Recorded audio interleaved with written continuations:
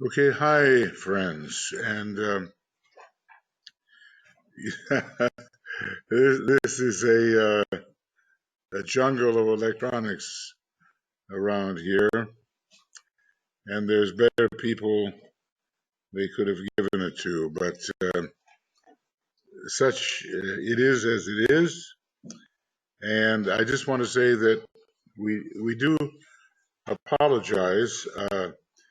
Yesterday there was going to be a little webinar on the joy of the Christmas spirit in general. And since I was sick and I'm just only now recovering, and for a few other reasons, that was overlooked. So we decided we'd spend this afternoon in this webinar talking about a few things that we may have missed as we went along. It's a discussion, basically. And when you have thoughts about it, then you are perfectly free to raise your hand. You know, I just want to say hi to Andrea and Antoinette and Athena. Hi, Athena. And Beverly, Catherine, and Dennis, and Duong, Frida, and Gloria. Okay, nice to see you. I'm used to Regina, but okay, Gloria. Hi. Heike, Joanne, I don't know, maybe this is wrong, Joanne. Anyway, Yohi Lee, Julie, hi, Julie, and Leslie, and Louise, and Mary, and Myrna, Nyanka, Sarah, Jolene, and Thubui Thikim, forgive my pronunciation, Tia, hi, and Veronica, hi. And we're being backed up here by BL and Michael. We will have a sufficient product for you. I've made some errors and some things have not exactly been recorded because when you don't press the record button, generally it doesn't record. But I've recovered from that particular lapse of attention. And now I'm pressing all the buttons at the same time. So something will happen. I just want to say a little bit about telepathy. It's a wonderful little book. It applied to the very first group the Tibetan organized because it was the group which was registering the divine plan. And it had in it Alice Bailey and Foster Bailey and the ones that were closest to Alice and in a way had the most experience of those who were gathered in the Lucis Trust. Oh, okay. It's always wonderful when credit cards arrive in the mail,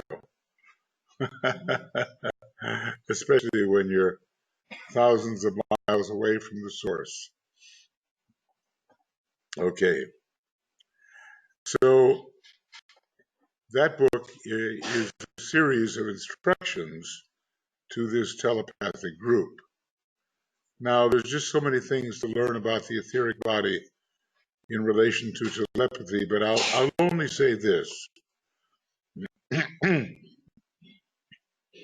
that according to the degree of refinement and purity and energization of our chakra system, so will be the types of energies that we are uh, uh, subject to or sensitive to.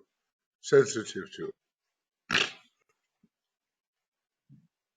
Excuse my, as I say, I'm recovering from laryngitis. Some draft from the window, I believe. So look, here was a man who had his solar plexus 75% open, but his ajna center was only 15% open, and his heart center was 40% open. So what kind of energies, what kind of planes is he going to really respond to and receive and give telepathically on those levels? See, not all telepathy is mental telepathy. There is emotional telepathy. And as DK says, maybe between a mother and her children, or even if we go to the animal kingdom, we see that kind of awareness in the mother animal in relation to her, uh, the young ones, whatever they happen to be. So what you receive and what you give will depend a lot on what your focus may be. Now, what does that say about us who are striving towards soul telepathy? It can't just be emotional, can it? And it can't just be concrete minded, can it? Not really. It has to be the soul infused mind, and it has to be the ability to contemplate. And for the higher types of beings who focus in the spiritual triad, then they will achieve Buddhic and Atmic telepathy. We're lucky if we receive a few impressions from those realms. But when we really stabilize in those realms, we're able to send and to receive. So we have a very cramped and somewhat confined idea of what telepathy is. And it's an exchange of energy on specific levels. Now, that makes you ask, so where am I focused? And increasingly, it cannot be kama manas. It cannot be feelings which you cannot distinguish from your thoughts. You really have to separate those things out. Now, a lot of experiments in telepathy are done simply on the concrete mind level, and that's okay. But for students of our nature who want to understand what the divine plan is, we need, and let's see if I can find this, because Keith Bailey made a compendium which is very useful, and all I have to do is find it, So let's see. And here, I'll show you what I mean. All I have to do is find it. Okay. So let's see.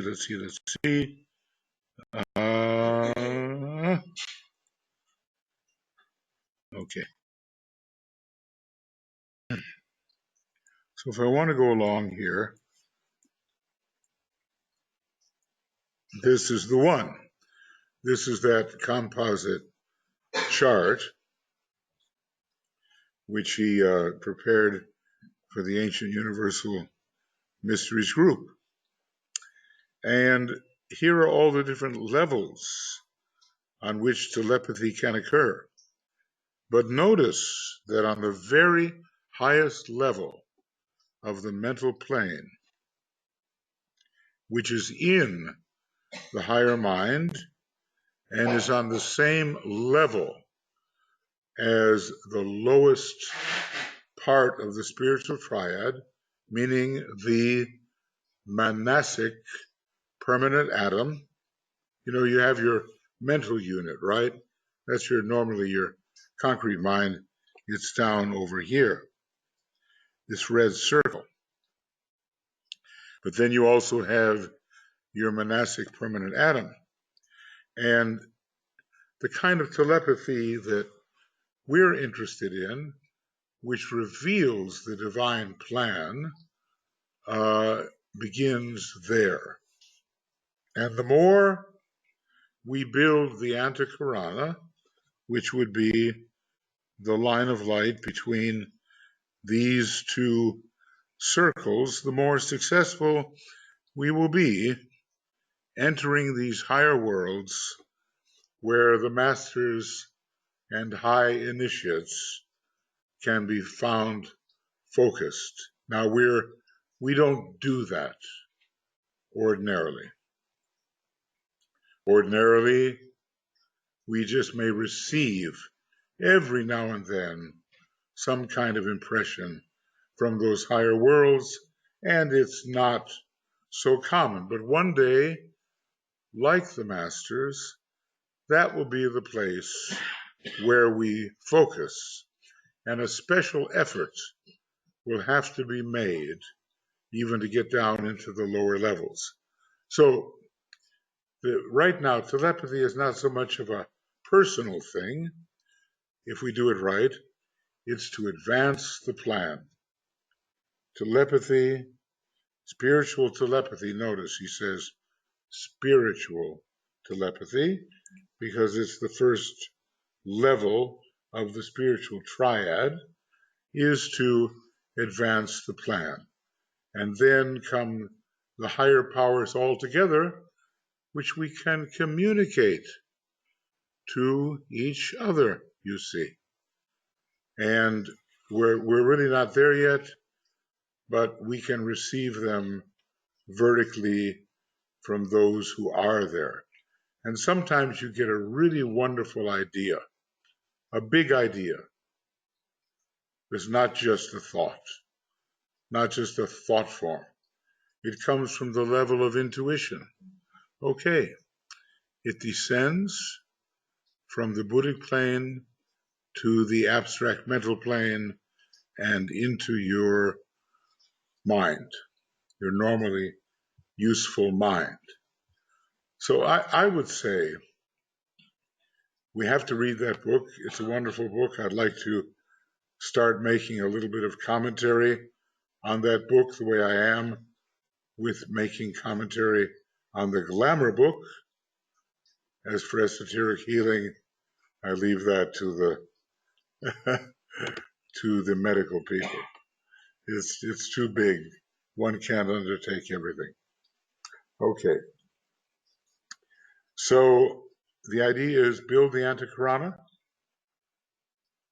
find a way to become soul infused, refine your vehicles, and automatically thereby refine your chakra system and automatically refine your causal body, and then higher and higher forms of communication and exchange will be yours. There's no high telepathy without refinement. Now, look what the new group of world servers is doing as it communicates, out of the brow to each other. The masters just have television, as DK used to say, the television of the masters. Okay, I'm not worried about words so much. We're the ones who are stuck in the words. So we communicate. The servers communicate ideas in the psychological group, particularly, and people pick up those ideas. And further, the servers explain the ideas. They are passing light from place to place. And in the process, human beings are becoming more illumined. And of course, the triangles helps very much this to be the case. So I want to keep it really simple until we get into it, and go page by page if possible, which I think it is. Now remember, why am I emphasizing this? Sorry. 5 years remain. 5 years and less than 5.5 before the Great Conclave. Now, don't you think that before DK gives the new writing, it would be awfully wise to assimilate as much of his 30 years of writing as possible? I think it would be very smart, and I think that it will help you and I and all who do it to pick up the new teaching in a more understandable and accurate, reliable manner. Look, we may love the Bailey teaching. We've been with it for years, some of us. But some people coming into it for the first time, just, what is this? They just have to throw up their hands because it's such a deeper form of esotericism. Who knows what he's going to talk about in 2025? It will have a lot of first ray, I'm pretty sure. Okay. So that really, I don't want to say too much more about that. It was a subject we were supposed to have. You can practice it. Groups get together and practice their telepathy. We had a group back 40 years ago, and the leader of the group was really good. The rest of us, we would be choosing a word that was being sent forth, and DK would give a list of words. The leader got it just about every time. And the rest of us are kind of, was it this? Was it that? Because they felt it. Okay. Now, are there any questions about this subject? The refinement of the etheric vehicle is very important, but there is emotional telepathy, mental telepathy, higher mental telepathy, intuitional telepathy, and even the telepathy of will. Imagine you're sitting there and you don't feel especially strong as a disciple. And then all of a sudden, something comes over you. What is that? And suddenly you have power. Where'd you get that? Did you generate it? Was it sent to you? Etc. Now, make sure you speak up strongly when you talk, because our microphone arrangement is such that you must. Any guidelines on how to differentiate between when it's a thought form versus really the soul talking? Well, So yes. you get feelings, and then you have an idea, and then you second guess. Anything Thought, that what you're asking is how to differentiate between a concrete thought, a higher thought, and a true idea. And I just say we have to study what each one can really do. A concrete thought deals with concrete things. Then there's the telepathy. Okay, and I have to change it. Then there's the telepathy of the abstract mind, where great concepts are conveyed, and not just uh, sort of indication about things, concrete things. And then there is intuitive telepathy, where the principle of pure reason and love wisdom and harmonious interconnectedness are revealed in what is passed from person to person or from group to group. See, I mean, Alice Bailey was a good one. She developed when she was a Shayla in the Light, long time ago. She was passing through the second phase of discipleship,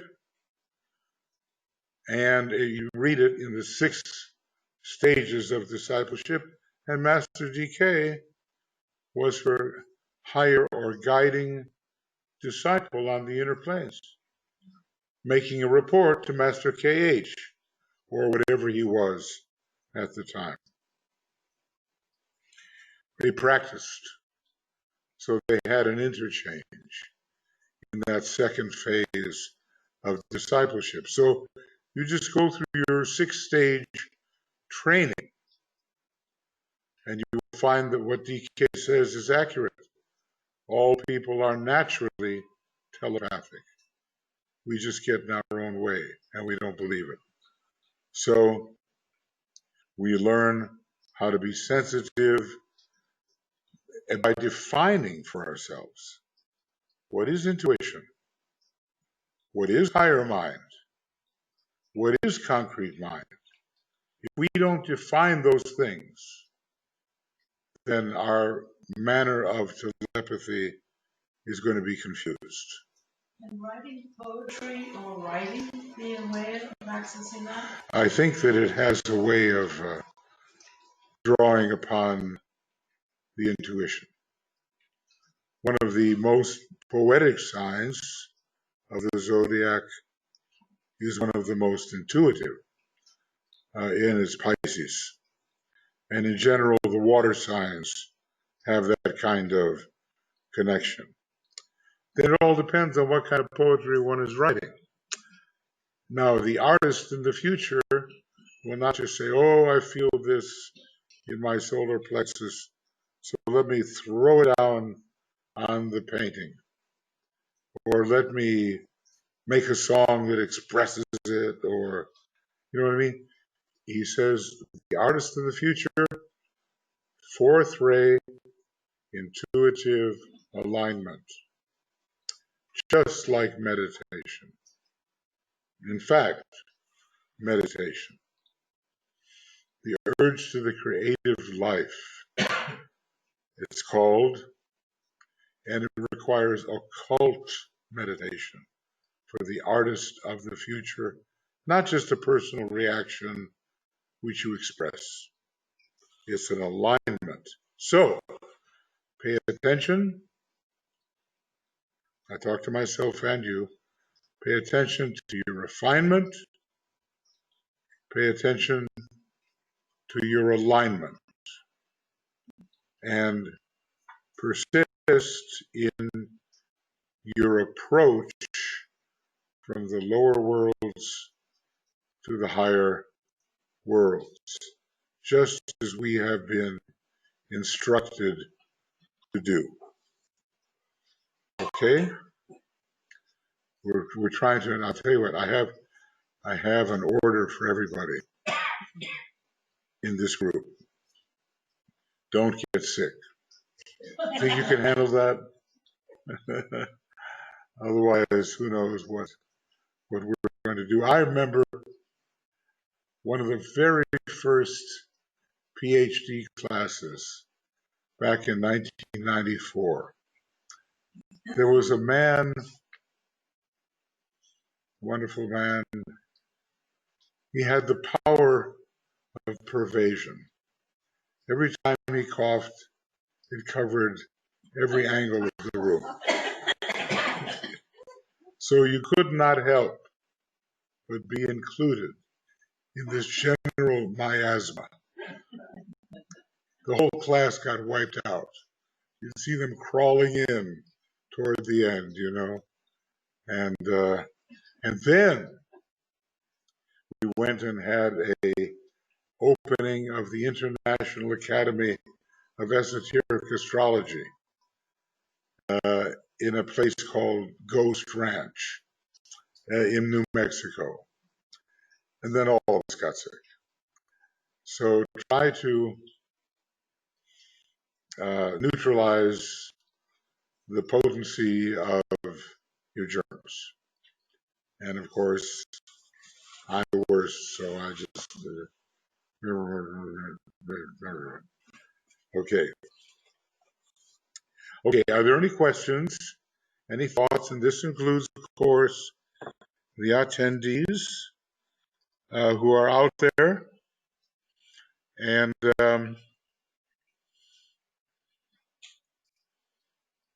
yeah, if you have any thoughts or questions, you can write them down under the question mark. You can talk, and if you speak slowly, distinctly, and at a reasonable volume,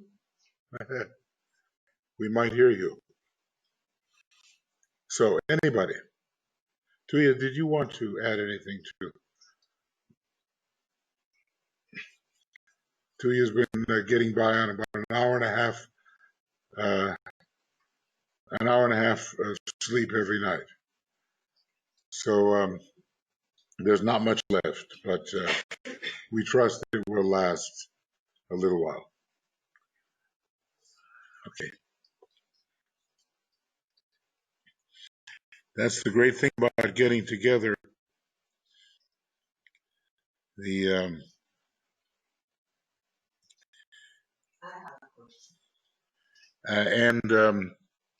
is that you, Elena? Yeah. Well, okay. Now hold on. Now hold on. Just one moment while I change you. That microphone. So speak up, and I know you're capable. Okay. Go ahead. Here, they will pick me up from here. If you talk loudly. Noise. I have a question. Louder. Which of the eyes, and we have a number of them, would be particularly involved in telepathy? And if all the eyes would be involved, they would have to be involved with different levels of telepathy. Yes, if all of them were involved at the same time, yeah, you would have synthetic telepathy. And remember that our mental body seems to have levels. It must not eventually have those levels. You're supposed to be able to go from top to bottom, bottom to top, in a seamless manner. Flowing naturally without the hitches. You know how it is. A new driver of a car. You know what I mean? At first, you may have an automatic shift, no problem.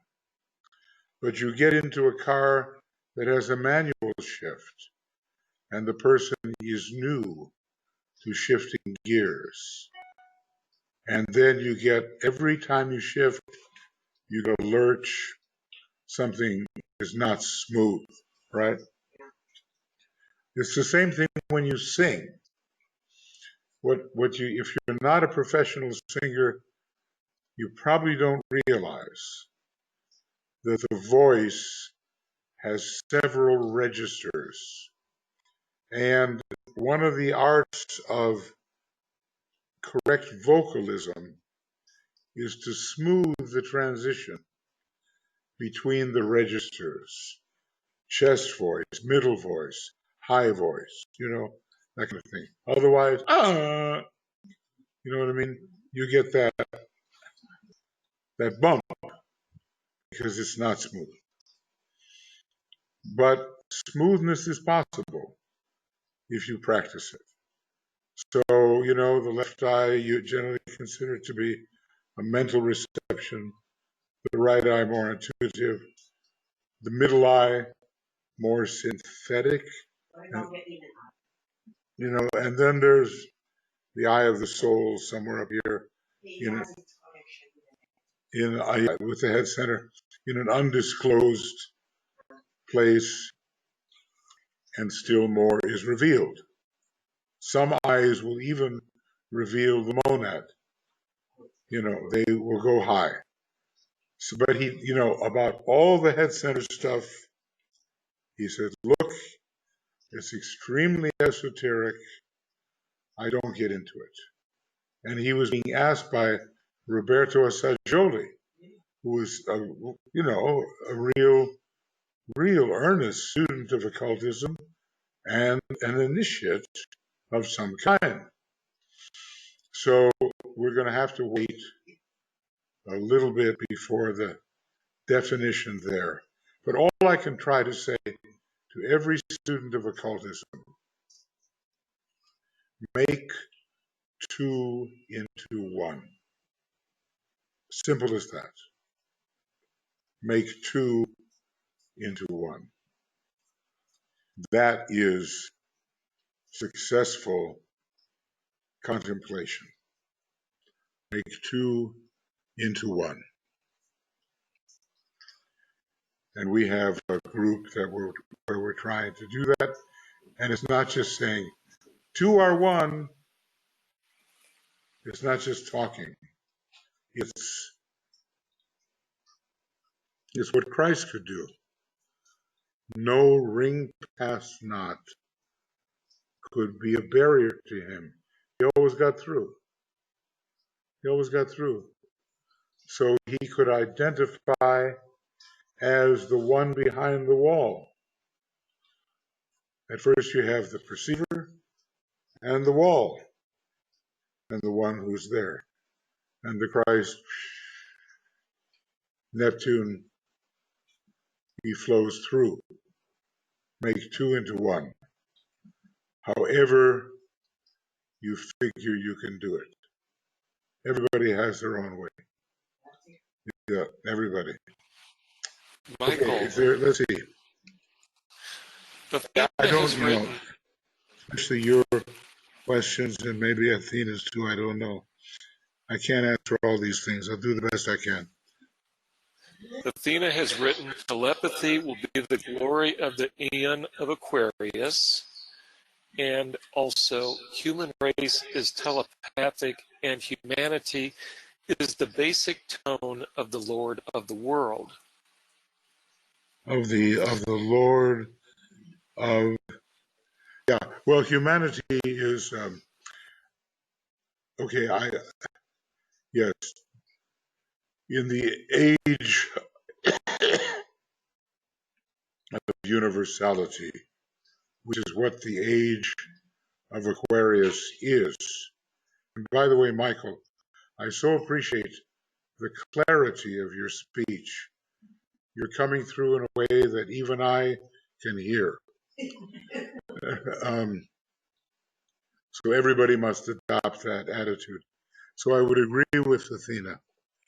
Telepathy will be the glory of the age of Aquarius. As for the basic tone, If you consider the throat center basic, it's correct. And otherwise, humanity represents that throat center, and the higher aspects of humanity represent the adjunct center because they will be members of the new group of world servers. And when it comes to what Anne Veronica is saying, to merge with one, and let's just say that the two are not producing the one. The one is already there. Now that means something different, doesn't it, Anne Veronica? The oneness is already there, and the two-ness melts into it. I would say to be a successful esotericist, you've got to be on your way to discovering what identification is. And this is a perfect word of power for that, to merge with one. And the Christ is the great master of identification. Now I'm going to go back here a little bit. Well, I would like to add regarding this AUM chart compiled by Brother Bailey, beginning at the bottom of page 185 in Cosmic Fire, there's a marvelous discussion about the centers and the senses. Yes, that's correct, Michael. And in 188 right there, I mean, it goes on for a little while. Right. But it's not just the chart, but there's a description of what's going on with the senses. We have a lot to learn, and that's the kind of material that will be carefully studied in the Aquarian age.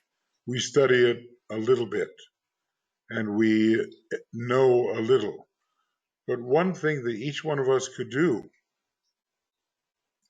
is try to figure out what subplane of what plane we're really doing the majority of our work upon. Now, a person who's strictly emotionally polarized, they won't even bother. This is not for them. And a person who cannot rise into the abstract mind, this is not for them. They won't bother. So, it takes a while. And it's slow going, but now it's going to speed up. And like DK says, the Lord Maitreya, the Christ, he made the fastest progress. But now there are some who are making progress which is equally rapid as his. And so indeed, you do find Earth humanity, usually way behind, already members of the hierarchy. Some have made the kind of progress that the Christ made. Now, the new group of world servers is a forcing focus. It's tough in that group. Pluto is dragging everything to the surface. You're not allowed to escape yourself and blame it on someone else. That's called projection.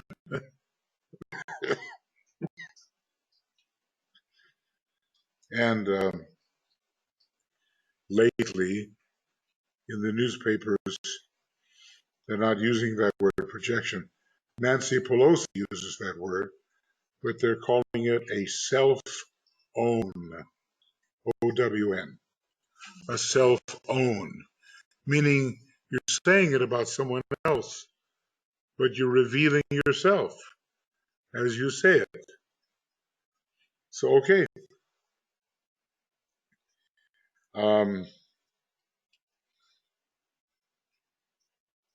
What was I talking about? Yeah, it's then Vulcan. Taurus is ruled by Vulcan. When you get into that group, it's a pressure cooker. You're being forced from above, not just revealed from below. You're being forced from above like a hammer. The will is forcing its way into your personality. So it's not easy. DK says all the time, it's not easy to serve. You're giving up a lot of your own interests and the things you might prefer to do. Now that's not the same thing as expressing your soul. A lot of people express their soul. Great, it's good. But then when Vulcan really, really applies the pressure, you're in the vice like this. Pluto, Vulcan together. Every new group of world service type has to go through that. And if it's too much for you or for me, then we find something else we call spiritual. It's okay. Eventually, the time comes, and we will do it. You know what I mean? We will do it because it has to be done, and one is tired of waiting all those centuries to do it. So now let me add another thing. Courage. Courage. It will be required of members of the new group of world servers and of the true disciple. If we think that discipleship is an easy process to forfeit peace, to forego rest, to forfeit peace, and in the stress of pain, to lose myself and find myself, thus entering into peace. And that's precisely where I had to stop last time. It's a short thing. I tread upon the work I do. It's just tiny work. Get on with it. I mount upon my slain self. You think your personality is going to be happy all the time? No. So it doesn't get what it wants, but hey, it's used as a step ladder. You can go higher. I forego peace, the peace of the astral body. He says there's a kind of peace which is the tranquil astral body, which feels very comfortable. But you may be in a maelstrom, in a storm, and you still have to function. I forego peace.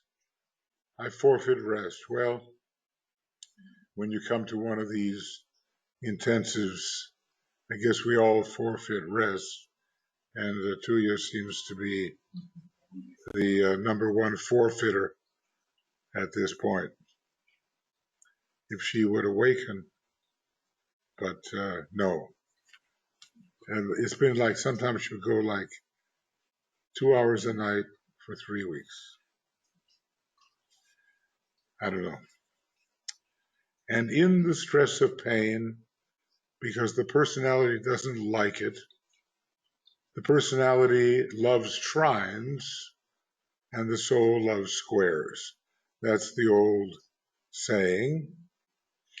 I lose myself, unlike some of our presidents in whom go to Brazil, go to the US, go to the UK, when these characters look out at the field of consciousness, in the middle of it all is them, very big. And there may be a little room around the edges for you. It's on the way to megalomania. And if you look at the Black Lodge, it's filled with megalomaniacs. But we don't have to emphasize that. Wait till they knock on your door, then you can think about it. I forfeit rest, and in the stress of pain, I lose myself, little self, and find my soul, what I really am, myself, and enter into peace.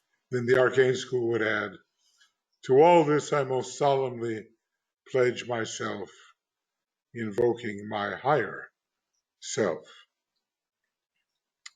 I play my part with stern resolve, with earnest aspiration. I look above, I help below, I dream not, nor I rest. I toil, I serve, I reap, I pray. I mount the cross, I tread the way, I tread upon the work I do. I mount upon my slain self. I forego peace, I forfeit rest, and in the stress of pain, I lose myself and find myself and enter into peace. Memorize that. Memorize that. Repeat it every day. When I joined the arcane school 47 years ago, something like that, I repeated that every day, sometimes more than every day, more than once a day, because I just knew it was the way. If it looks like it's too much, then you have to question, am I an aspirant, a sincere aspirant, or am I becoming a real disciple? Now, the members of the new group of world servers, they could go with that. The members of the new group of world servers, they could go with this statement. They would not find it outrageous. It'd be okay.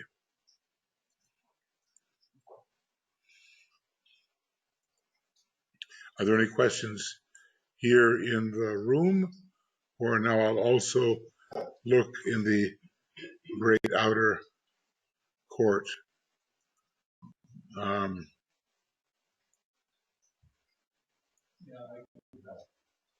Okay. The question is perhaps some. Do you hear me clearly? Yeah, if you but do speak up. Yeah, that's fine. Okay. Can you take this sign of Capricorn on the screen? Okay, hold on. So I'm going to change over. I'm going to change over to. That will mean that I'm soft, you're loud. Okay. So please repeat the question. Yeah, just if you take this sign of Capricorn into the screen, then because Tuija mentioned in the first day of the week about the sign that it is veiling some secret behind. Secret of soul. During this festival week. Yes. It comes via the Capricorn constellation. Yeah. Make sure you speak loud enough. And immediately when I Tuija told it, then it came to my mind that it is related to the last stanza of the last stanza of this great interrogation. Ah. this that let love and light and power restore the plan on earth. Well, you expect good things out of Capricorn no matter what. Finally. I wouldn't, you've heard about this horrible guy that lives in Ellenstown. If you take that schedule of the week, then you have that. I looked him up. His name was Count Vlad. And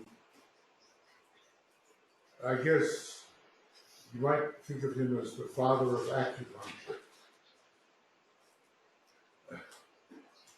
But he was a Scorpio Capricorn guy. And you just didn't want to get in his way.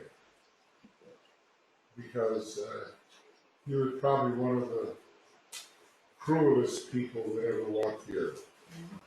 And the Capricorn, made it like that. I mean, if you. This is it though, right here. This is it. Can you get it? You got it. No. This is it. These are the secrets, right in front of you. Okay, but I mean that if you take this sign in front, sign itself. He wants to see the sign of Capricorn. Oh, Good. good luck. I That don't you're know. not going to find, I'm sorry to I'm say. not sure. It's a different program. That's the problem. Know him, but But he says nobody knows, nobody knows. That's what I'm trying to say. except the. To ask that question is, Yeah, if I It's just nice to know, but try to activate your intuition there was telepathy. a Finnish guy that tried that. very ambitious. And he basically put together the sign Leo and Aries, and There he is said, number for and this is the glyph of Capricorn. He said, Who is he? but he just said so. Well, they clearly said it's dangerous, prematurely, Yes, open, more dangerous than the Okay. especially when you're not ready. more dangerous than the open pentagram. Okay, maybe I shouldn't speak anymore. No, pentagram. There you go. What's the worst that could happen? Yeah, I can't say. Here it is. Yeah, here it is. Yeah, I started to think about that. It is telling how this hierarchy's energy is coming to humanity, and humanity is then down there, and then it starts from this left side, and it comes down, and the peak down, the first peak down, I think it could be something like is presenting of Atlantis time. I see. And in that time, then this hierarchy, they just hit the gloves on the table, like we say in Finnish, that you put lyödä hanskat Go tiskiin. down the gauntlet. This is what it's called in English. Yeah, okay, then, and that's why they have drawn back their energy for a long period, and now they have started to put it down again, and something there in down of the loop, I understand it is the situation where these masters gave these theosophical teachings through Blavatsky and Olcott. Yes. And then came these world wars, and then they have started to take the energy back again. But still, then in the high point of the loop, it is something like 1945, and they have decided, okay, let's try again still. And now we are going then somewhere downward, so that the hierarchy energy is coming towards us stronger and stronger. I see how you're doing it. And when I see that first it started from left to right, it is then somehow representing the ideas how the Western languages are reading their text. And then from the other side, from right to left, it is some Eastern languages when they write from right to left. Yeah. Then it is also somehow describing or giving idea that it is meant for the whole humanity. Well, you see what you're doing is you're taking a symbol, and what occurs to you, which are interesting thoughts, historical, linguistic, you're laying on the symbol. But here's the problem. The glyph of Capricorn is represented in a number of ways different from this. Yes. There's nothing authoritative about this representation. Yeah. See what I mean? Yeah, so it is one thing. It's a big, yeah. This would be, you see the symbol and certain interesting thoughts which are historical and, as you say, having to do with the different languages, they occur to you. Yeah. But they wouldn't fit with the other representations of Capricorn. You know what I'm saying? That's the thing. But look, it's good practice. You know, here's a symbol. Yeah. Symbolic reading. As a matter of fact, you know what I'm going to do sometime? There was a lady, a Dutch artist. Anyway, she was very refined, very complex. She was just super symbolist. And DK used her symbols to teach the people symbolism in the grammar book. So I'm going to bring out first her drawings, must be 20 of them. We put them through to analyze those drawings. You know what? She was also a theosophist. And so we can get a good example of symbol reading from her. I think your example of symbol reading is quite good, given the symbol. The only trouble is, there's no guarantee. Yeah, that I understand very well. Yeah.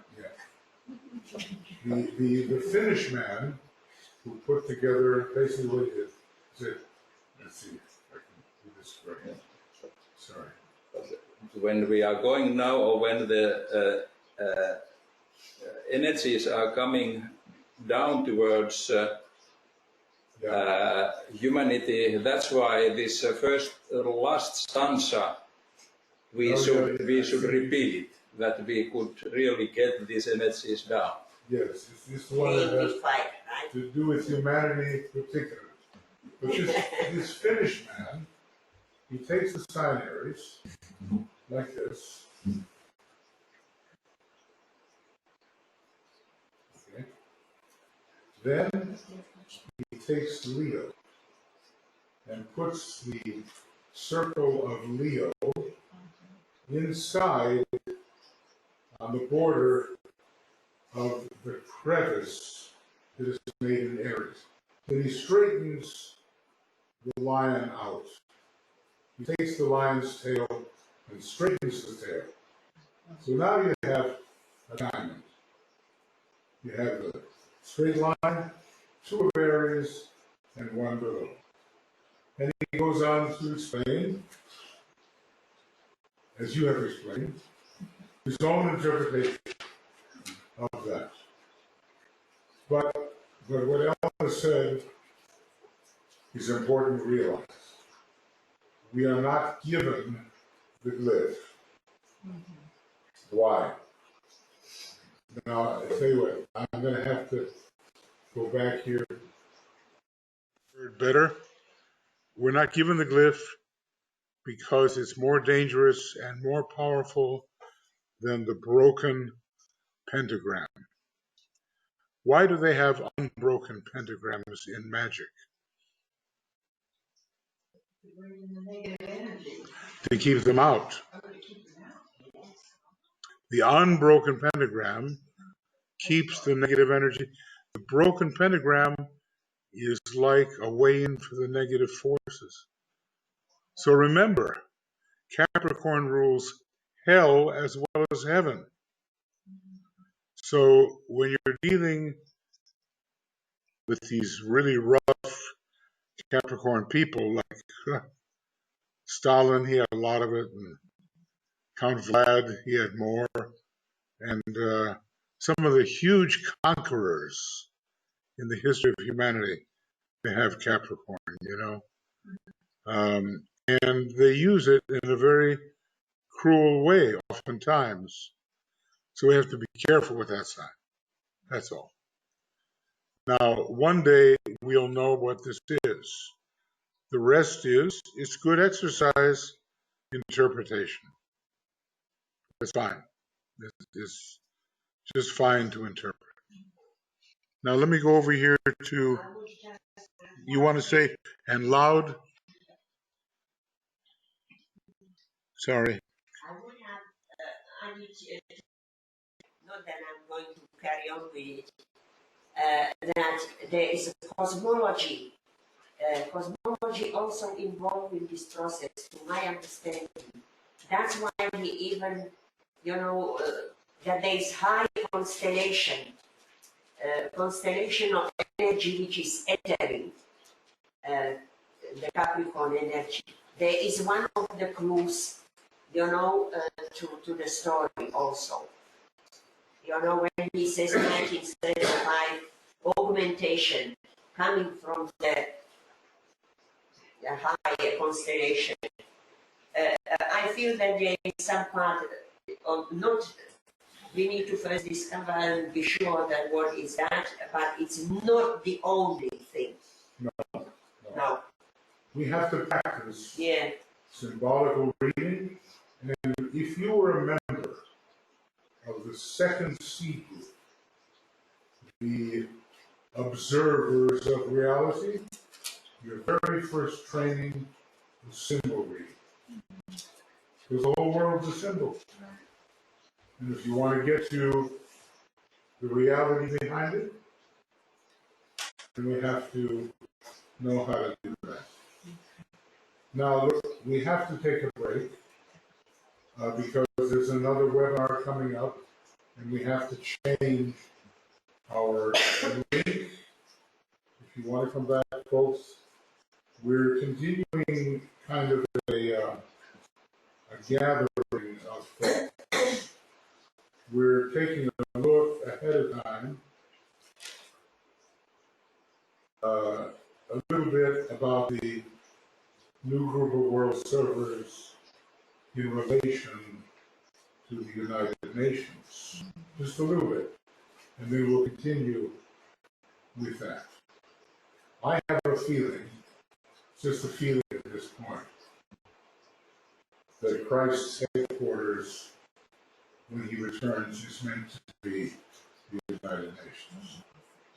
That is my estimation. A second-rate town, New York, with the third-rate problem, getting 2 and 3 together, and a sixth-rate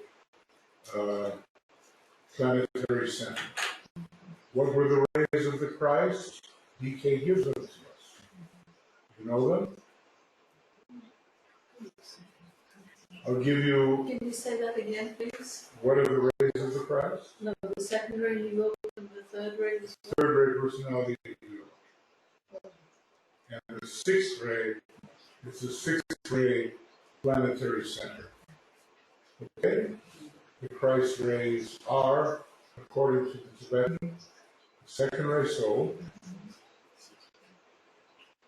a sixth ray personality, a first ray mind, the red letter version of the Bible, right? And then, of course, it's obvious, a second ray astral body, and obvious, a seventh ray physical body, and obvious, a second ray monad. His rays are, and he's Libra and Pisces. Pisces have to be there. Pisces, where the polarity Christ chart would have to be prominent.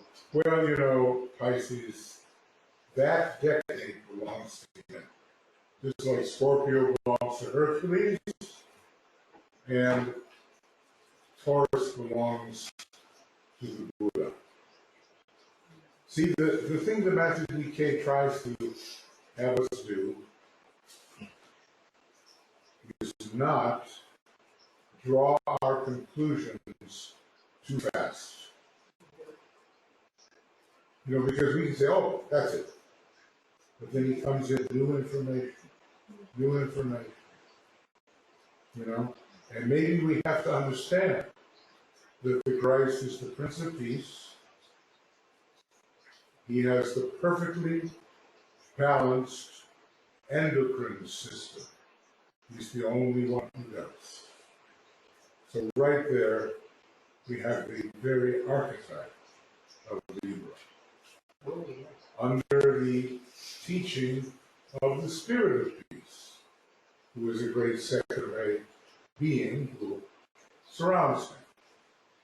Avatar of synthesis, Spirit of Peace, Buddha, Christ in the middle. So, okay.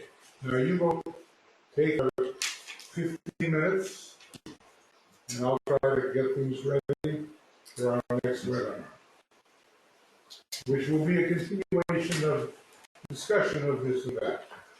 So, folks, the next webinar you should have what is. Let's see, it's the same. Okay. This starts at 1:50, and we're late, of course. Well, maybe not too bad as I thought. Okay. So, edit.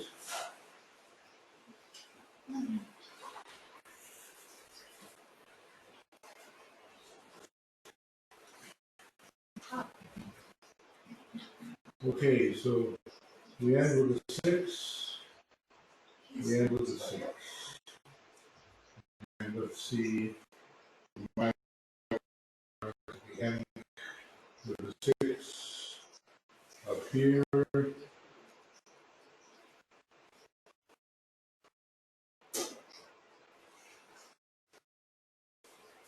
No. So definitely, friends, we need to change our rate. So do that. Go away for 15 minutes if you want to continue with us, and we'll start a different webinar. Okay, everybody else can go have some coffee or something.